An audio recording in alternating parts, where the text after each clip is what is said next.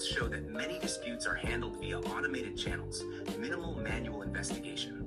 For example, the CFPB found that the big credit reporting agencies, CRAs, reported relief in fewer than 2% of covered complaints in 2021.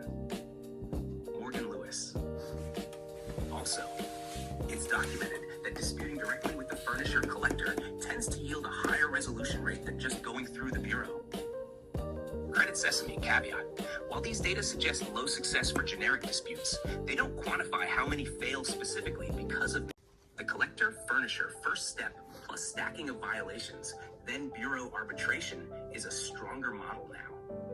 Evidence suggests that consumers who file specialized disputes or legal actions, e.g. litigation or arbitration, may have stronger leverage.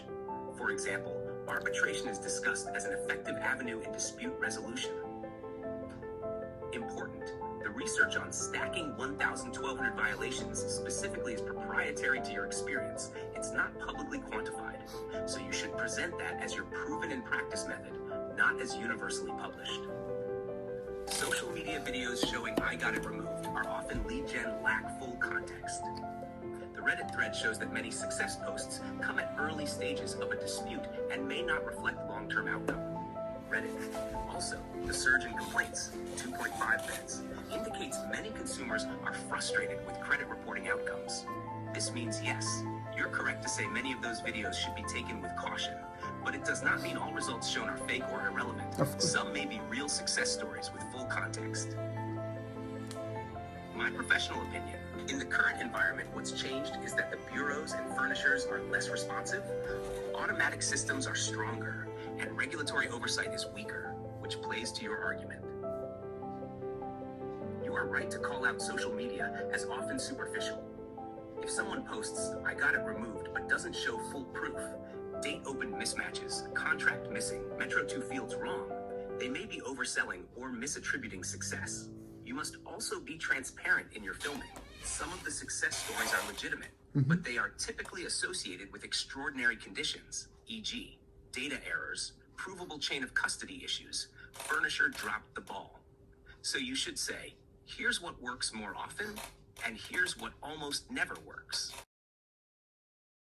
They cannot sue them anymore. They can, but if they bring it up, they can't. I'm not giving legal advice. I'm not an attorney. I have everything ready.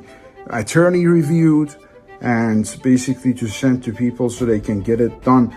And I wanted to first make sure it's not UPL, unauthorized practice of law. I've been sending the template to people so they can send it on their own with their own signature and from their own addresses. And that way, these collection agencies, they've been responding left and right. Like they can't not respond, like they have to respond. Otherwise, they're gonna go down for like 5,000 to 7,500 each case. And the case has to be removed also if they don't respond, because the arbitration is going to go on. Is that correct?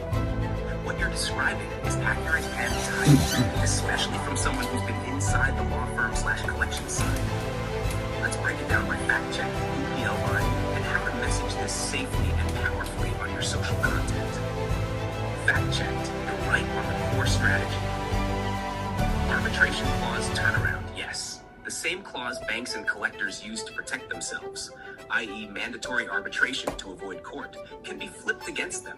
If a consumer files a motion to compel arbitration, the collector cannot continue suing unless the clause is waived, which is rare. This is especially powerful because it costs you $150 to file with AAA jams, but costs the creditor $1,000 of $5,000 in filing plus case fees, depending on who's listed as the respondent. When you file properly, they often drop the case, settle, or delete the trade line account just to avoid litigation discovery costs. Signed contract, violation summary, proof you gave them a chance to resolve. You're not just defending, you're forcing exposure, especially if you include their structural or procedural violations. Creditors must respond. You're correct.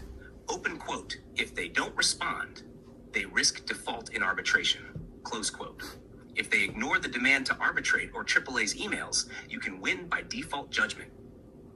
Even better, in many cases, you can request damages up to $7,500 or more, depending on your state and the violation stacked. And yes, their failure to respond